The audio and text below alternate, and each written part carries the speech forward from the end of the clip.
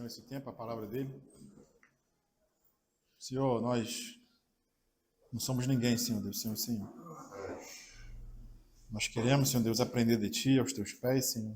Amém. Porque muito tem se falado, como o Nery falou, sobre casamento.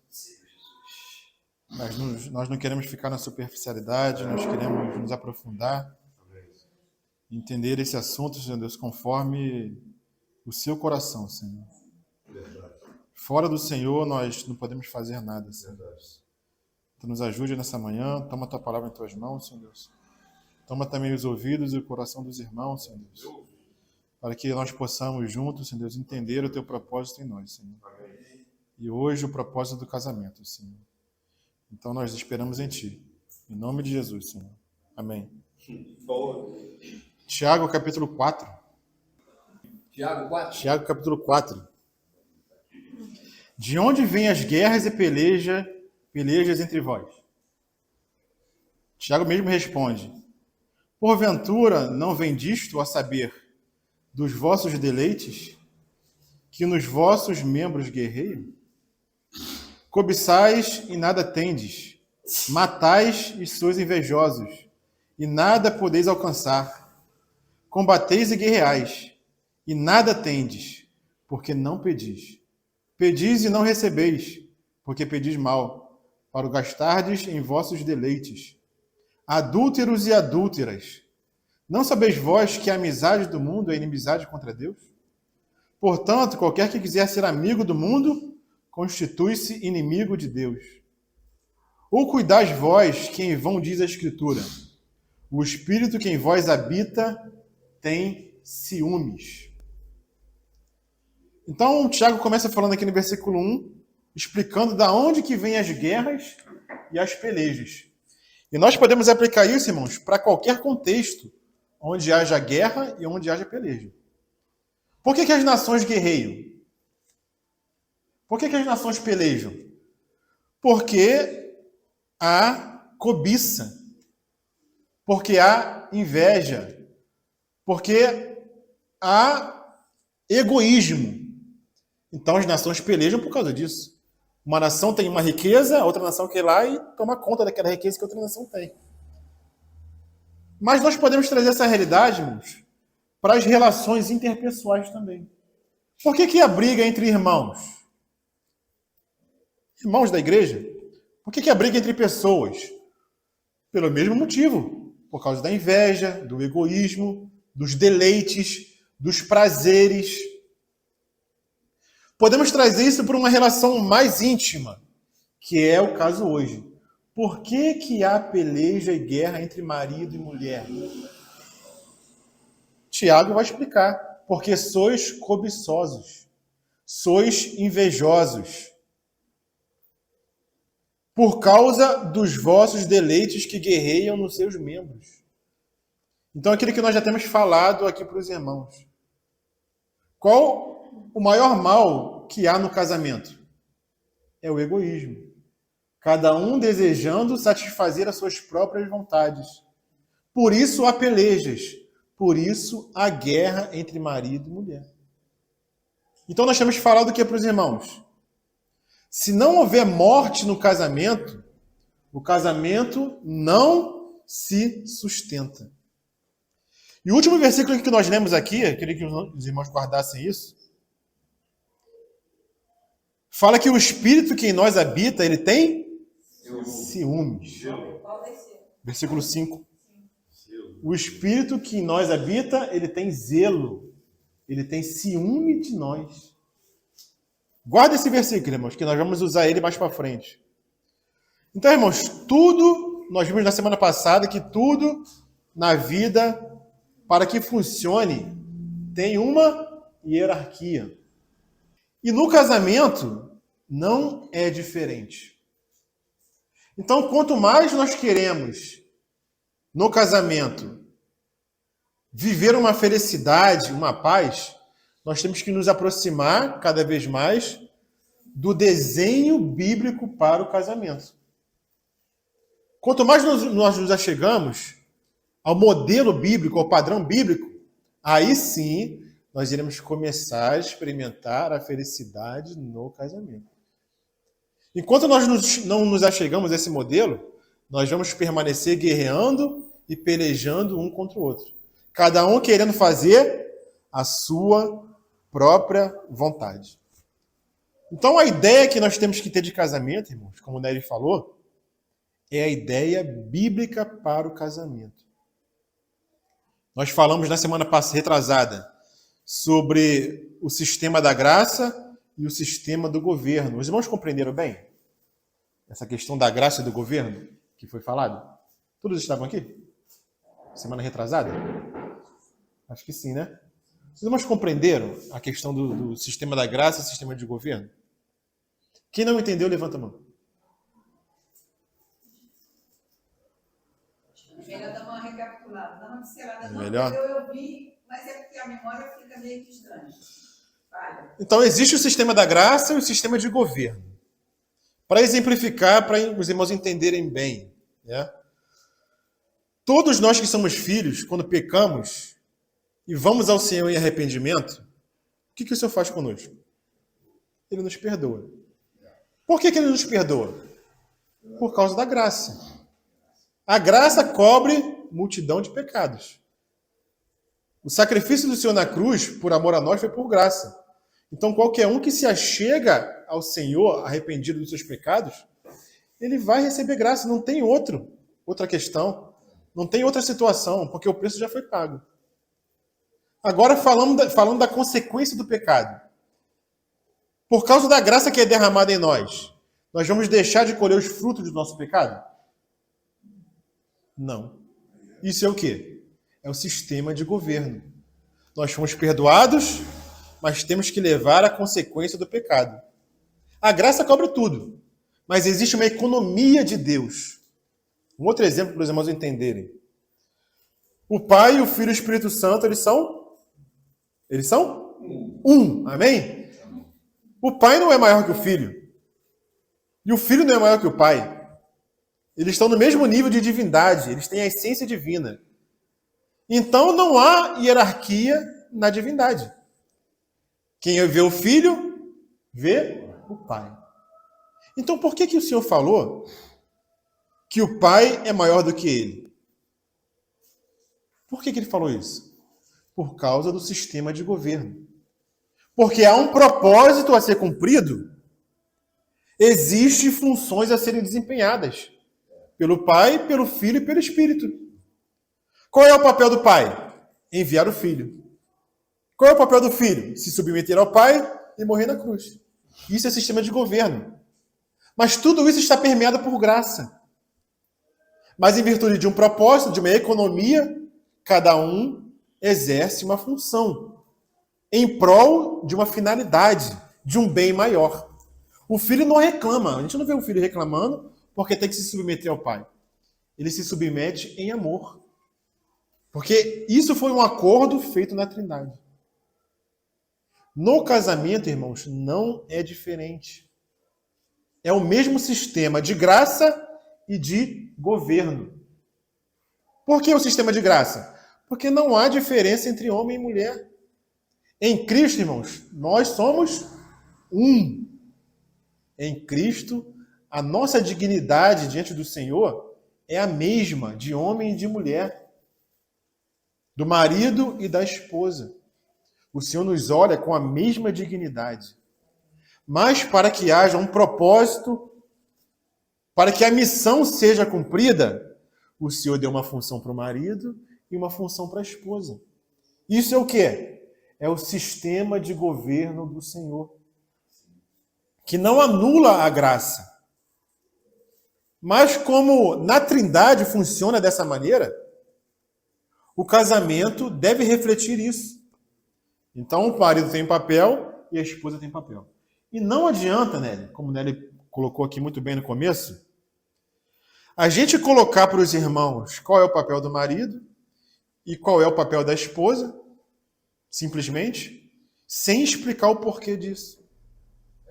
Porque o que fazem aí fora, que eu vejo sendo feito, irmão, é simplesmente a gente explicar para os casais qual é o papel do marido, o que o marido tem que fazer, o que a esposa tem que fazer, e coloca isso para os irmãos, e os irmãos, claro, muitas vezes vivem dessa maneira que está sendo ensinada, mas muitas vezes sem entendimento.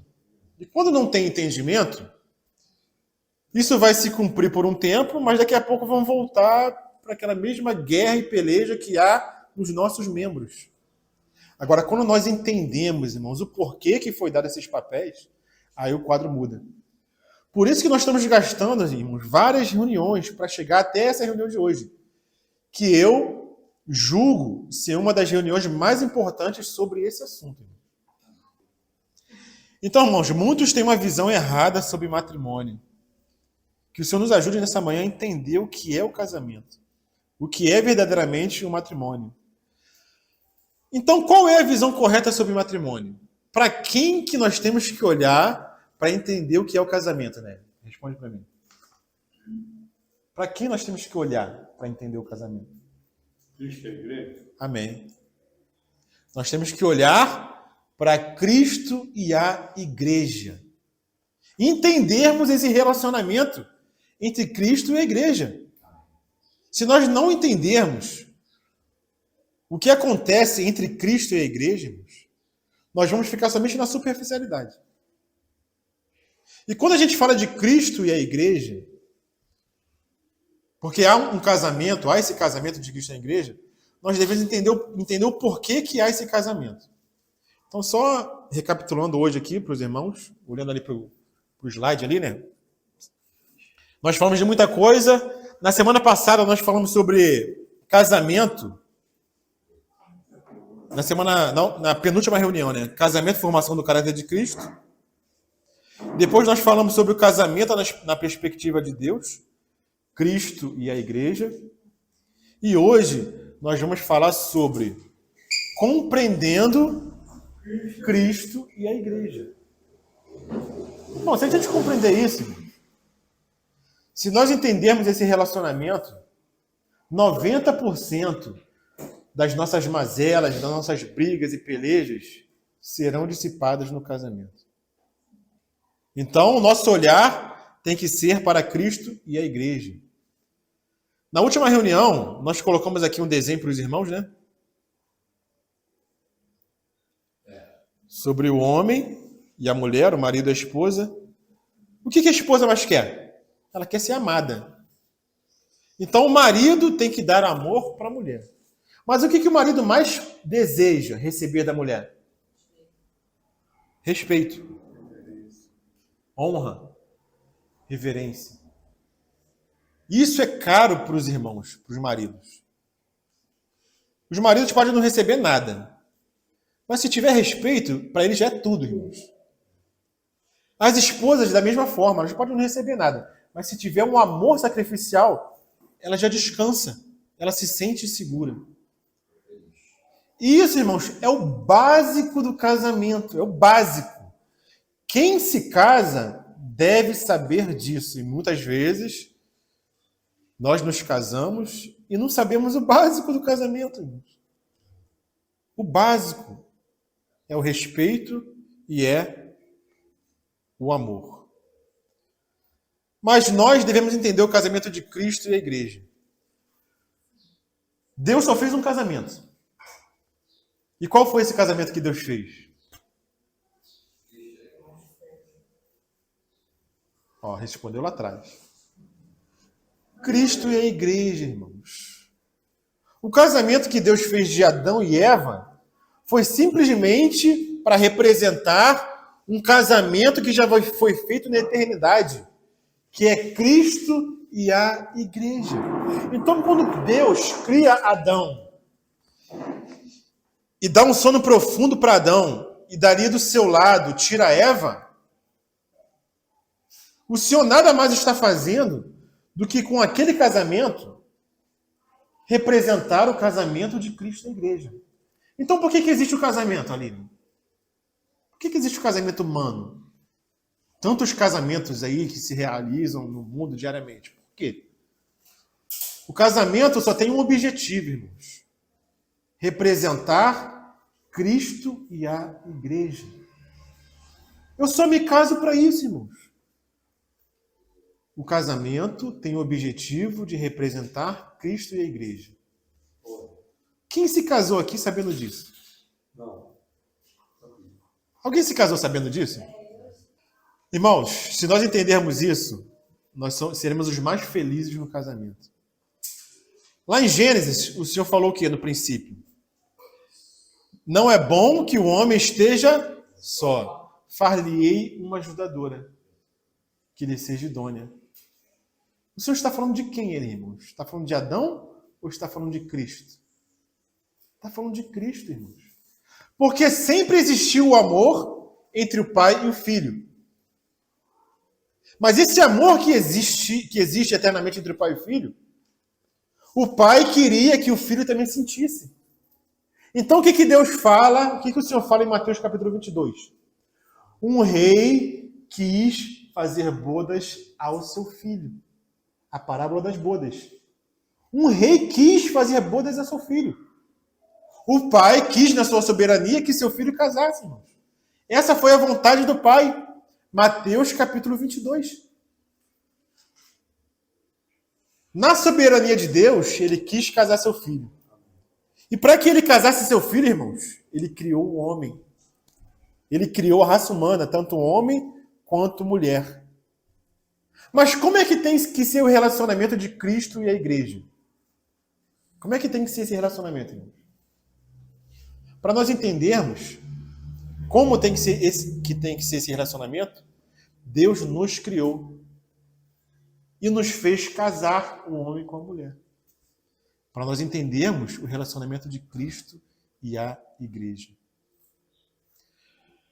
Nesse relacionamento de Cristo e a igreja, como é que ele se inicia? Hebreus capítulo 12, vamos lá? Hebreus capítulo 12. Versículo 2, segunda parte B. Hebreus 12, 2, parte B. Fala assim: em troca da alegria que lhe estava proposta, Jesus suportou a cruz. O casamento só existe por causa de Cristo e a igreja. E como se iniciou esse relacionamento de Cristo e a igreja? Cristo se dando pela igreja em sacrifício. Ela se inicia com o marido amando a esposa com amor sacrificial. E em quais condições que o Senhor se deu pela igreja? Qual era a condição das pessoas por quem Jesus morreu? Como era a condição da igreja? Inimigos, pecadores. Então, o Senhor, ele ama a igreja independente da condição dela. Maridos, nós temos que amar nossas esposas independente da condição dela. Independente do que ela faça para nós. Independente dos pecados dela, da afronta dela. Independente do que ela faça. Porque o homem no casamento, ele representa Cristo. E Cristo se deu pela igreja, por aqueles que ele amou, quando eles ainda eram pecadores. Isso está lá em Romanos. Então, eu queria que os irmãos entendessem algo. E eu vou botar aqui um desenho, porque às vezes com desenho nós entendemos melhor. Vamos avançar aqui no slide aqui. Cristo e a igreja. Nós temos que entender esse relacionamento, essa aliança entre Cristo e a igreja. Quem é que compõe a igreja, irmãos? Homens e mulheres comprados pelo Senhor. Cristo, ele é perfeito ou ele é imperfeito? Ele é perfeito. Amém? A igreja, ela é perfeita ou ela é imperfeita? A igreja é imperfeita. A igreja está sendo limpa, está sendo lavada. E quem compõe a igreja? Homens e mulheres imperfeitos. Aqueles que o Senhor amou. O casamento entre o homem e a mulher, ele foi feito para representar aquele casamento ali em cima, entre Cristo e a igreja. Então o homem representa Cristo nesse casamento e a mulher representa a igreja. A mulher representa todos nós, tanto homens quanto mulheres. Então existe uma aliança entre homem e mulher que representa o casamento de Cristo e a igreja. O homem representa Cristo no casamento, representa o cabeça, e a mulher representa a igreja. Agora, olha a dificuldade, irmãos. O homem que é imperfeito tem que representar Cristo que é perfeito. E aí? Pergunto para os irmãos. É uma tarefa fácil?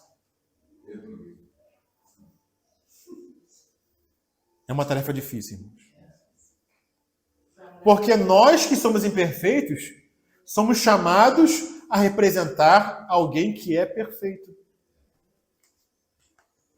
Isso é uma tarefa difícil, irmãos. Mas o Senhor nos colocou nessa tarefa em virtude do seu sistema de governo. Ele colocou o homem como cabeça nesse relacionamento entre o homem e a mulher. Então o marido, que é imperfeito, tem que representar Cristo no casamento. Qual é a nossa tarefa, irmãos? Para que nós representemos bem o Senhor no casamento. Nos aproximar de Cristo. Sermos como Cristo. Essa é uma tarefa difícil. Amém? Os irmãos concordam com isso? E qual é o papel da esposa nesse casamento? Os irmãos conhecem Efésios capítulo 5, que fala dos papéis do marido e dos papéis das mulheres. Qual é o papel da mulher? Esposas, se sujeitem aos seus maridos, como ao Senhor. Amém? Esse não é o papel da esposa? O marido é o cabeça. E a mulher se submete ao cabeça, que é o marido. Agora, olha a dificuldade das irmãs. Existe uma dificuldade dos maridos. O marido que é imperfeito representar Cristo que é perfeito. É uma tarefa muito difícil. Mas olha a tarefa das irmãs. Se sujeitar a um marido que é imperfeito. É uma tarefa fácil para as irmãs? Se sujeitar a alguém que é imperfeito, que é alguém que é falho, alguém que vai errar, que não vai lhe agradar, é uma tarefa fácil? Também é uma tarefa muito difícil. Então, ambos temos tarefas difíceis. Mas nós fomos chamados para isso, irmãos. Para representar Cristo e a igreja. Então, tem um irmão que fala o seguinte: o matrimônio é um exercício perpétuo de mortificação. É ou não é, irmãos? Só se permanece casado se houver morte no casamento. Se não houver morte no casamento, o casamento ele se desfaz. Então o marido, como fala lá em 1 Coríntios, ele cuida das coisas do mundo em como agradar a esposa. E a esposa cuida das coisas do mundo em como agradar o marido. Guarda isso aqui, irmãos. Isso aqui, se os irmãos entenderem esse desenho aqui, vai ser de grande ajuda para nós entendermos o casamento. Fomos tirados da igreja ali, o marido e mulher, imperfeito o marido para representar o Senhor que é perfeito. E a esposa teve que se submeter a um marido que é imperfeito. Guarda essas figuras, irmãos. O marido se preocupa das coisas do mundo para agradar a mulher. E a mulher se preocupa com as coisas do mundo, como agradar o marido. Agora, em que nós temos que agradar um ao outro, irmãos? Como que nós vamos ter um parâmetro? Porque o casamento ele pode virar um ídolo. O casamento, irmãos, pode virar um ídolo, onde tudo gira em torno do casamento. E não é para ser assim, irmãos. Nós temos que ter cuidado para o casamento não ser um fim em si mesmo. E para que nós não caiamos nesse erro, nós temos que olhar para Cristo e a igreja, irmãos. O irmão Whitney Lee, ele fala que o Senhor nos disciplina de várias maneiras. nos disciplina na parte financeira, nos disciplina com doença. E às vezes, essas disciplinas são rápidas na nossa vida. A gente passa por uma dificuldade financeira, passa por uma doença, mas daqui a pouco as coisas se resolvem, vem a cura e aquela disciplina passa. Mas o irmão fala que existe uma disciplina que é uma disciplina de longa duração. Uma disciplina prolongada. E sabe que disciplina é essa, irmãos? É o casamento. É a família. É uma disciplina de longa duração. Que muitas vezes vai durar a vida toda. 40 anos, né, Nélio? Né, TT? 45, né? É uma disciplina de longa duração. Então o marido tem que amar a esposa. Mas o que fala em Efésios? A esposa reverencie o marido. Bom, reverenciar é uma palavra forte, irmão. Honrar o marido. Como que Sara honrava Abraão? Chamando-lhe Senhor. Quem hoje em dia chama o marido de Senhor? Por que as esposas não chamam o marido de Senhor? Sara chamava Abraão de Senhor. Por que as esposas não tratam o marido como Senhor? Ou seja, dando-lhe honra, dando-lhe respeito. Porque não tem em mente Cristo e a igreja. O que se requer da igreja, irmãos, com relação ao Senhor? O que o Senhor requer da igreja? Como nós temos que tratar o Senhor como igreja? Não é com honra? Com reverência? Tratando-lhe como Senhor? Não é isso, irmãos? Ou estou errado? Então por que a esposa tem que honrar o marido? Não é por causa do marido, não. Porque se você olhar para o seu marido, você não vai honrar ele. Agora, se você olha para Cristo e a igreja, irmãos, você esquece do seu marido. E você honra o seu marido. Não por causa dele mesmo, mas por causa do Senhor. Por que os maridos não amam as esposas como Cristo amou a igreja? Porque eles olham para a esposa. Minha esposa não está me agradando? Por que eu tenho que amar minha esposa? Agora, se nós olharmos para Cristo e a igreja ainda sendo pecadora, o Senhor se deu por ela, irmãos, você esquece da sua esposa. E você ama a sua esposa por quê? Porque Cristo amou a igreja. E se entregou por ela. Irmão, se nós entendemos esse relacionamento de Cristo e a igreja, tudo fica resolvido em nossa vida matrimonial.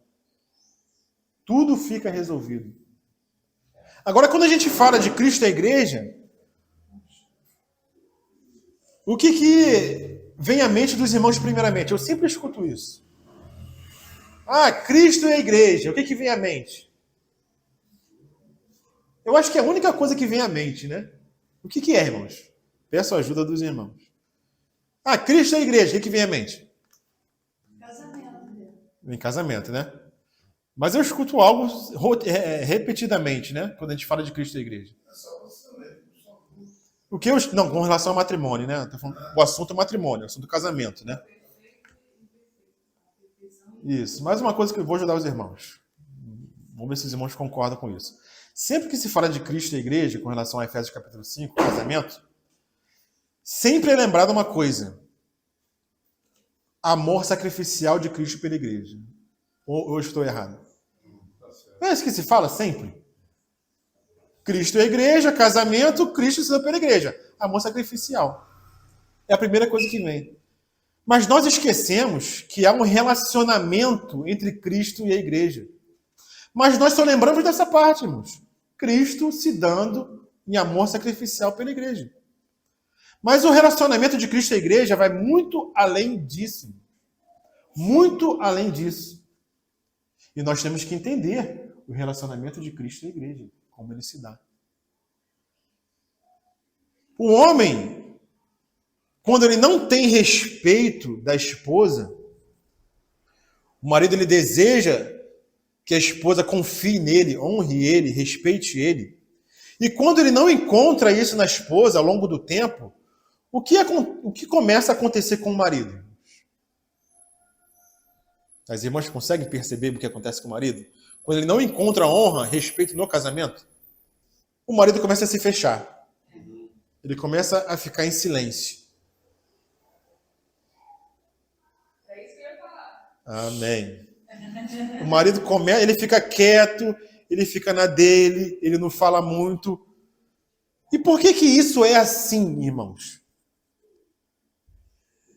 Por causa de Cristo e a igreja. Os irmãos conseguem enxergar isso no relacionamento de Cristo e a igreja? Por que muitas vezes o Senhor se silencia com relação à sua igreja? Porque ele não está recebendo honra da igreja. Então o Senhor se cala, o Senhor se afasta. Os irmãos conseguem perceber esse relacionamento de Cristo e a igreja? Efésios capítulo 4, versículo 30.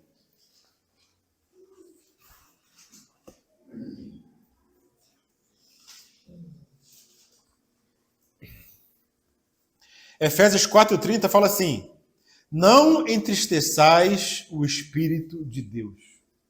Por quê? Porque a igreja, TT, ela pode entristecer o Espírito. E quando a igreja entristece o Espírito, Efésios capítulo 4, versículo 30, e rotineiramente a igreja vai entristecendo o Espírito, o que vai acontecer? 1 Tessalonicenses capítulo 5, versículo 19. O que fala lá, André? 1 Tessalonicenses 5,19.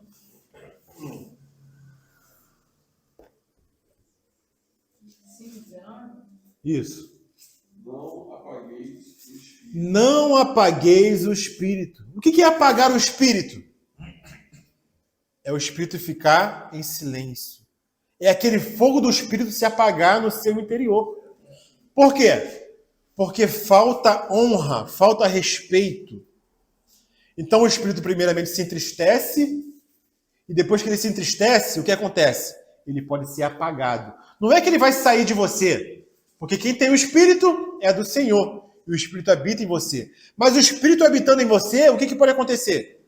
Ele pode se apagar. Por quê? Porque ele foi entristecido pela igreja. Esse é o relacionamento de Cristo e da igreja. Então, muitas vezes, o marido silencia porque ele não vê a esposa lhe honrando, a esposa lhe respeitando. Então, ele se apaga. Esse é um lado do relacionamento. Mas existe o outro lado do relacionamento. É difícil falar somente de um, né? Quando a gente fala de casamento, matrimônio, relacionamento, é difícil a gente falar só de um lado. A gente sempre pula de um para outro. Esse foi o lado do marido. Mas tem o lado também da esposa. Como Jesus é perfeito, ele vai amar a igreja de modo perfeito. Amém? Mas nós, como maridos, representantes de Cristo, somos imperfeitos. Então, o nosso amor com relação à esposa nem sempre vai ser perfeito, irmãos. Então, nós temos que entender isso e as esposas também têm que entender isso. Então, quando não há respeito, o homem silencia, porque o espírito pode ser apagado. Agora, no lado da mulher, quando não há o amor sacrificial, a mulher não é conquistada. Amém? E onde nós vemos isso entre Cristo e a igreja? Aonde que nós vemos isso? 2 Coríntios, capítulo 5, versículo 14. O amor de Cristo nos constrange. O amor de Cristo nos conquista. Então, marido, você quer conquistar o coração da sua esposa? Só existe uma maneira. Amor sacrificial. Quando a esposa não enxerga no marido um amor sacrificial, não adianta argumentar, irmãos. Não adianta vir com verdade para a esposa. Não, mas a palavra diz que você tem que ser sujeita. A palavra diz que você tem que fazer isso. A palavra diz que você tem que obedecer. Não adianta, irmãos. A esposa não vai ouvir. Porque ela não enxerga um amor sacrificial seu para com ela. Então vai ser só argumento. E o argumento, irmãos, o que ele causa? Ele causa atrito. O argumento, ele causa atrito. O marido pode até vir com o argumento verdadeiro, o argumento certo, um argumento bíblico. Mas quando ele vem sem o amor sacrificial, não vai adiantar. Os ouvidos da sua esposa vão estar fechados para aquele ensinamento que você está querendo trazer. Então existe o lado do marido, do respeito, e existe o lado da esposa, do amor sacrificial.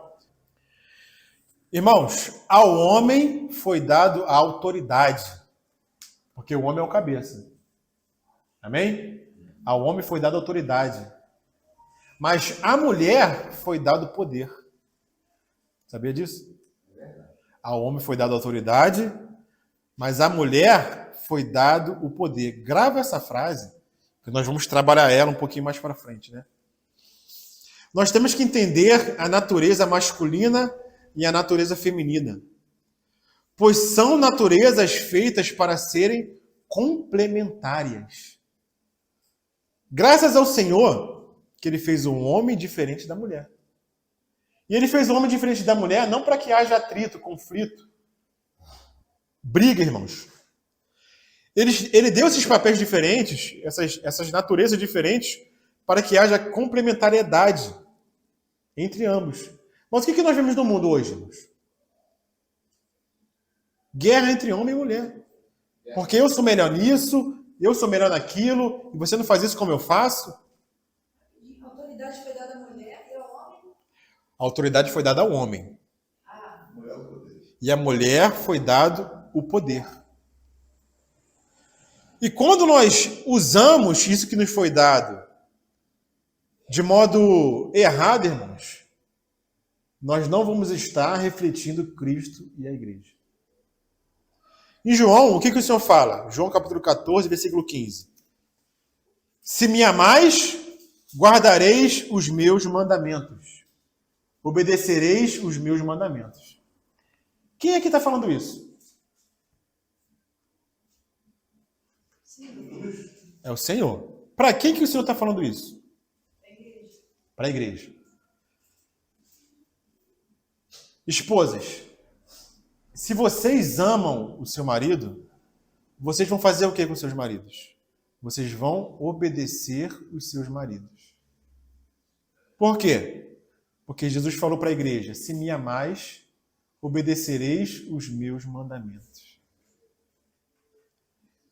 Então o marido em casa como cabeça, ele tem algumas direções a dar na casa.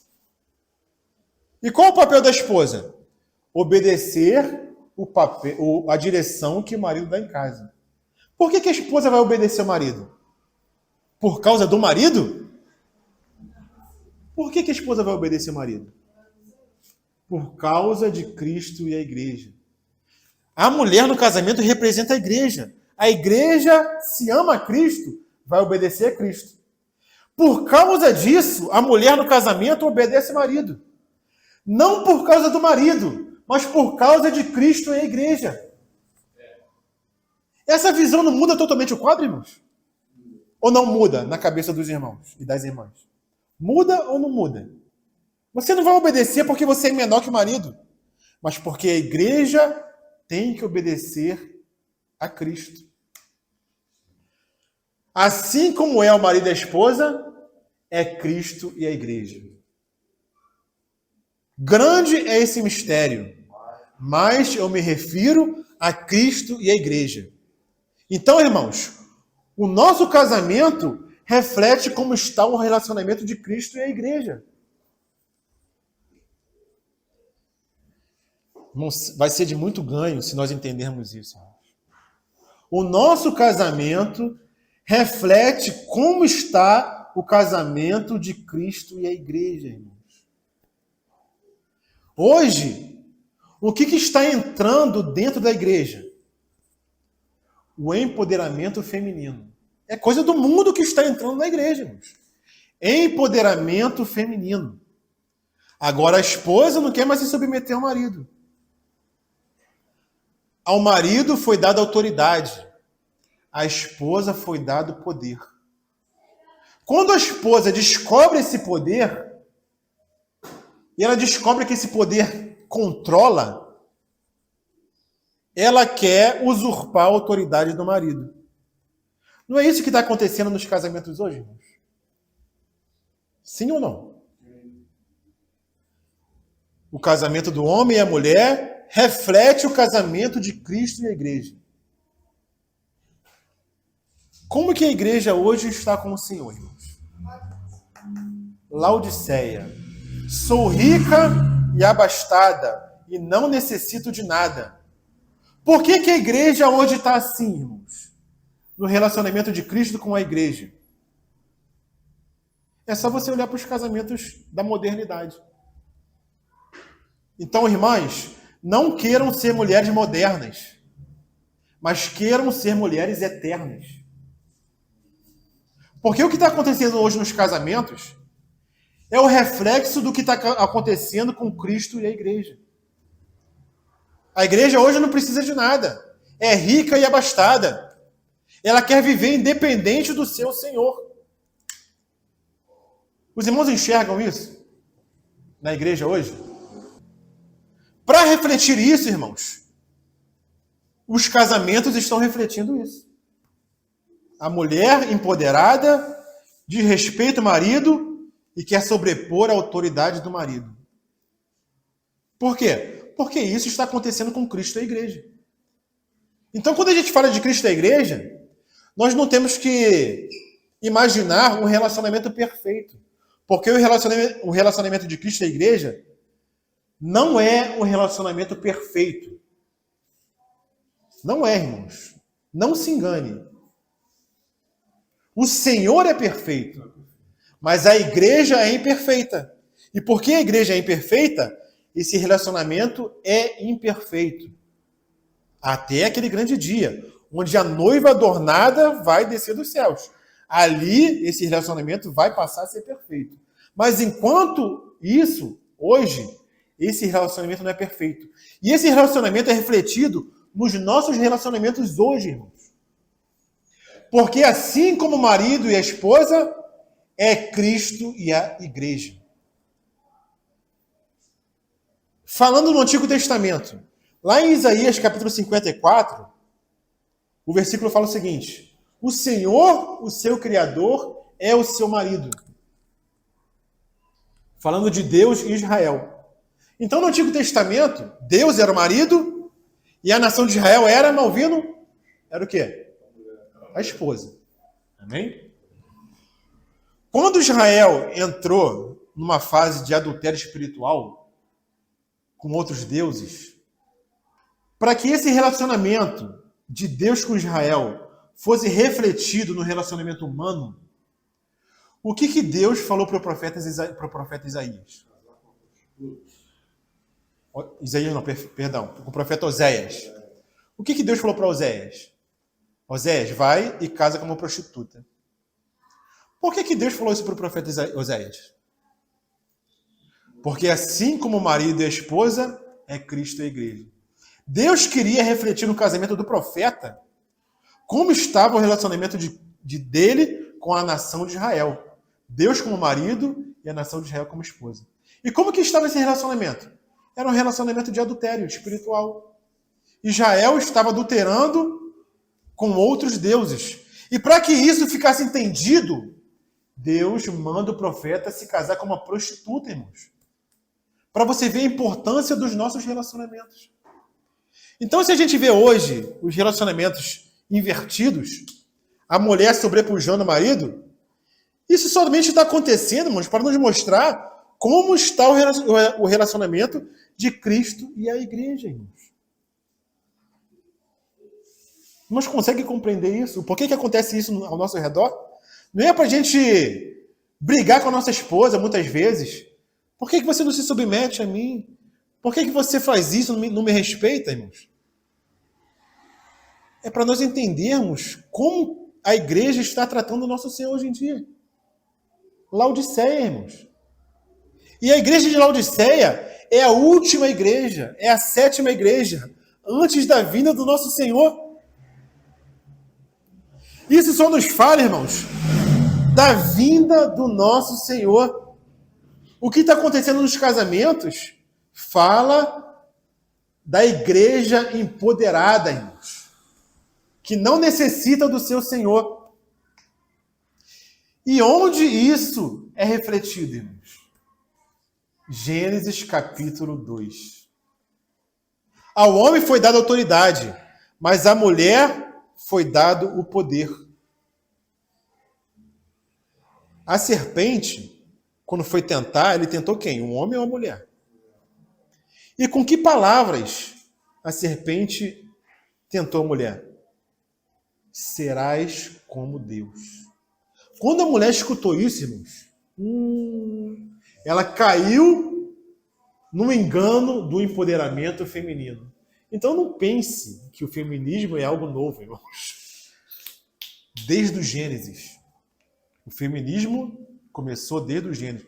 Quando a mulher escutou uma palavra de poder, de empoderamento, serás como deuses. Quando ela escutou isso, ela caiu na falácia de sempre. Empoderamento feminino. E o marido, que estava ali como uma cobertura para a mulher, lavando a mulher, porque Adão lavou Eva, sabia que Adão estava lavando Eva? Como que Adão lavou Eva naquele momento ali, irmãos? A quem foi dado o mandamento de não comer da árvore do conhecimento do bem e do mal? Foi dado para quem? Foi dado para Adão. Como que Eva ficou sabendo desse mandamento? Porque Eva ficou sabendo porque ela falou para a serpente. Quem foi que ensinou isso para Eva, irmãos? Foi Adão. Então, aqui, assim como Cristo lava a igreja pela lavagem de água pela palavra, Adão fez a mesma coisa com Eva. Ele lavou Eva dizendo as palavras que o Senhor disse para ele. Nós não podemos comer daquele fruto. Porque no dia que morrermos, morreremos. No dia que comermos, morreremos. Mas o que Eva acabou fazendo? Ela saiu dessa cobertura e por ter saído dessa cobertura, ela escutou uma palavra de engano. Empoderamento feminino. Serás como Deus. E comprou essa palavra. O mesmo engano de sempre, irmãos. Só muda a vítima. Mas Satanás usa sempre as mesmas estratégias. E o homem sempre caindo, irmãos. Isso não é algo novo. Isso é algo que aconteceu desde o Gênesis.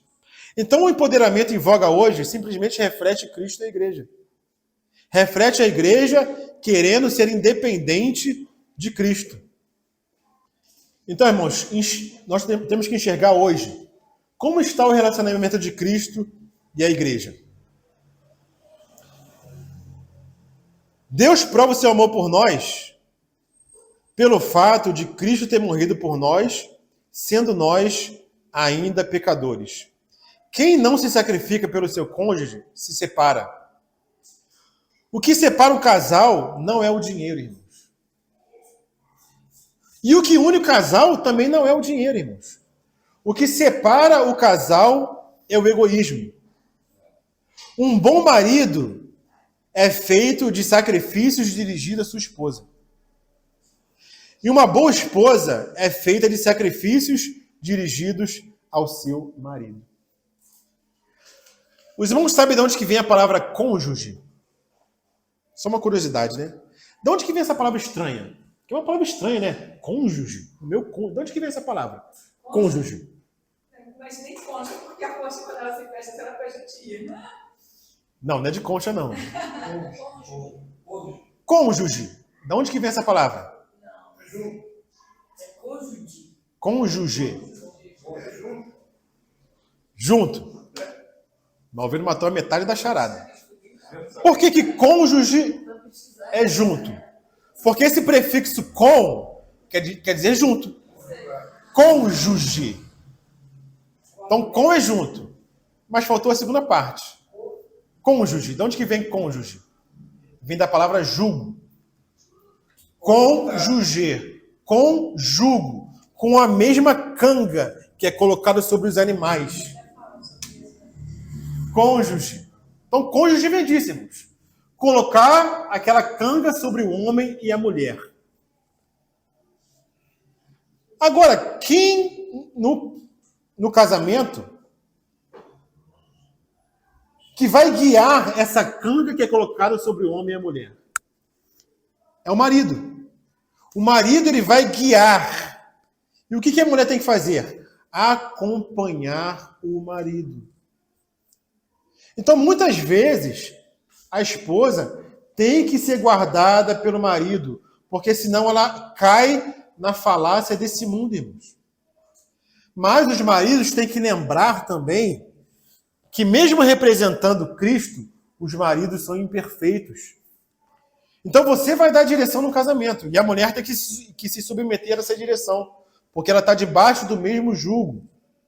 Porque se o marido der uma direção para um lado e a mulher para o outro lado, o propósito não vai ser cumprido. Então quem dá direção é o marido, e a esposa segue o marido, por causa do sistema de governo, por causa de Cristo e a igreja. Então o marido cobre a mulher, para a mulher não cair na falácia do mundo. Nós temos que cobrir nossas esposas. Muitos interpretam aquele fato que aconteceu no Éden de outra maneira, que não é a visão que eu tenho. Muitos falam que a esposa, se o marido tivesse coberto ela não tinha caído na falácia do inimigo, né? Ela só caiu porque o marido não cobriu ela. Mas na minha visão, foi ela que saiu da cobertura do marido.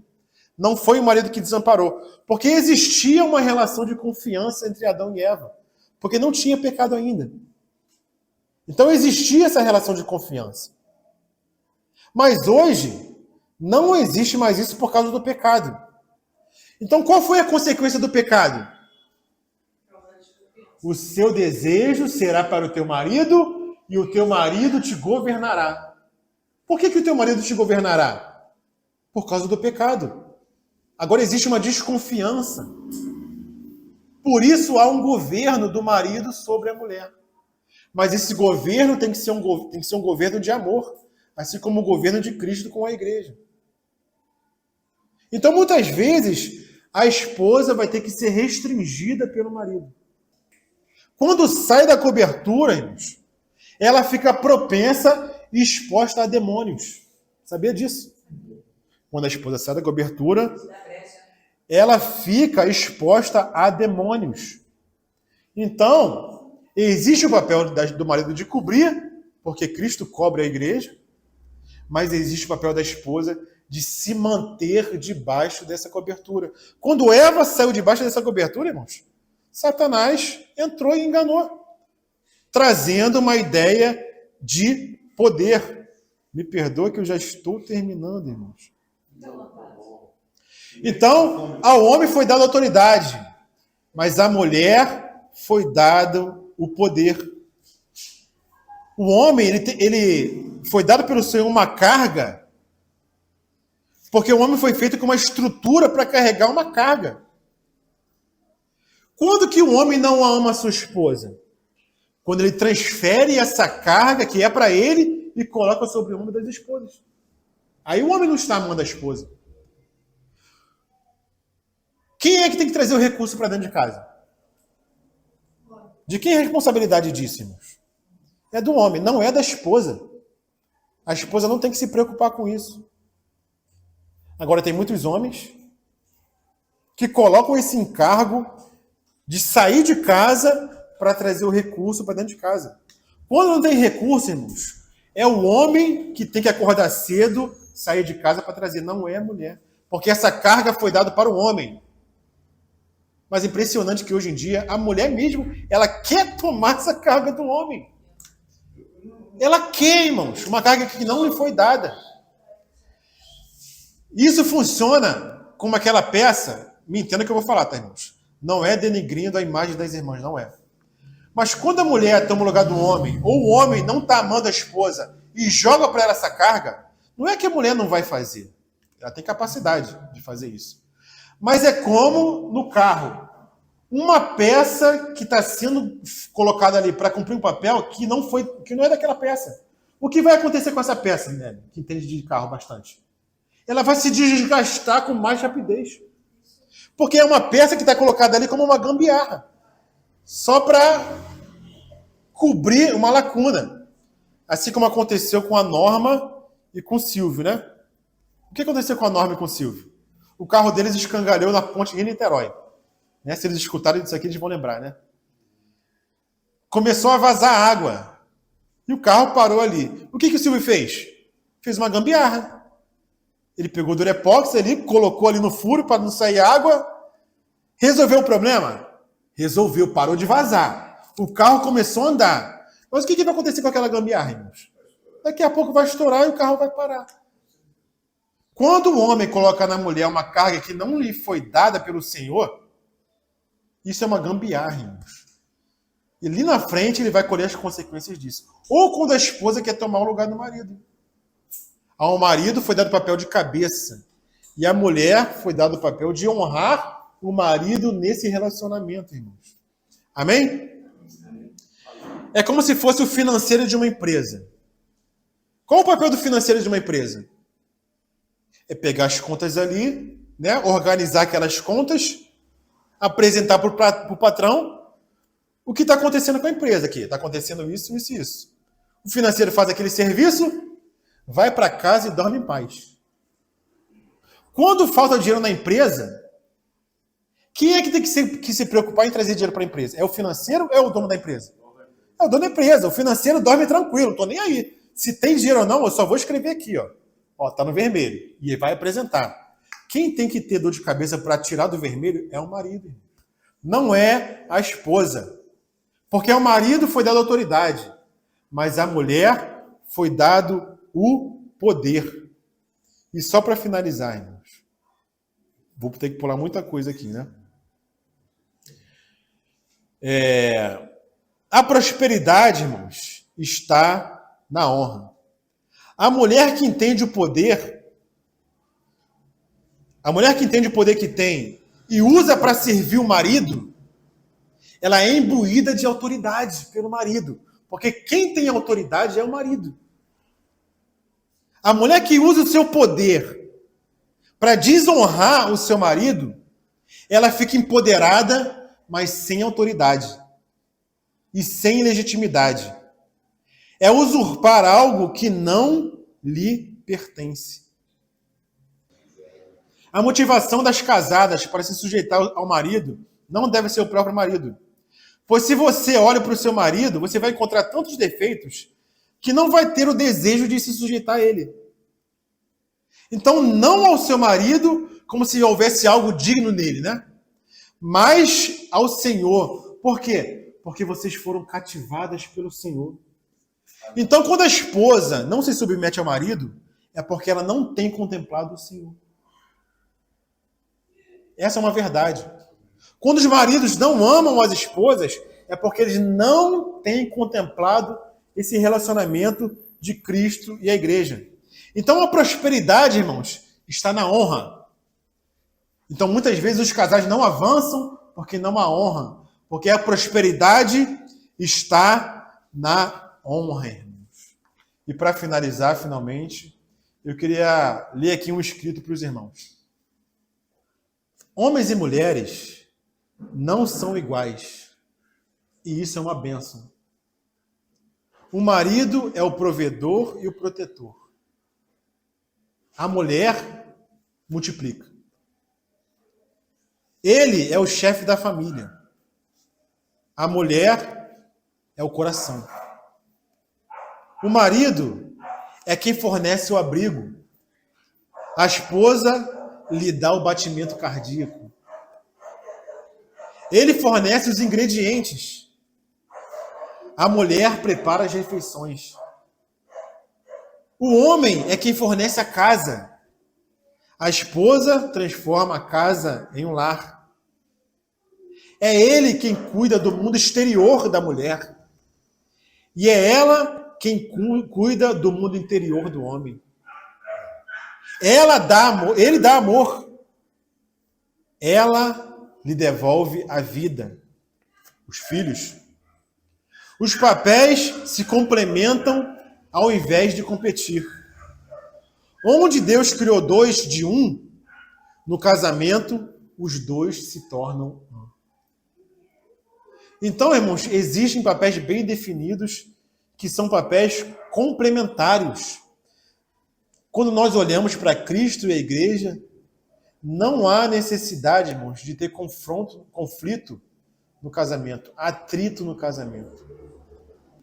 O atrito existe muitas vezes, como nós já falamos, porque nós temos que ser conformados à imagem de Cristo. Então, assim, em um certo sentido, vai haver atrito. Por quê? Porque nós somos imperfeitos e nós temos que ser conformados. Mas, por outro lado, quando nós somos conformados e entendemos, a paz reina nos nossos lares. Porque ferro com ferro se afia. Então, muitas vezes, esse atrito é para nos afiar em Cristo. Mas quando nós alcançamos certa maturidade, irmãos, nós alcançamos uma visão de Cristo da igreja, irmãos, e entendemos o papel de cada um no casamento, o se sujeitar vai ser algo tranquilo. O amar a esposa se sacrificando, você vai ver aquilo como algo prazeroso, entendeu? Por quê? Porque nós estamos contemplando Cristo e a igreja. Amém?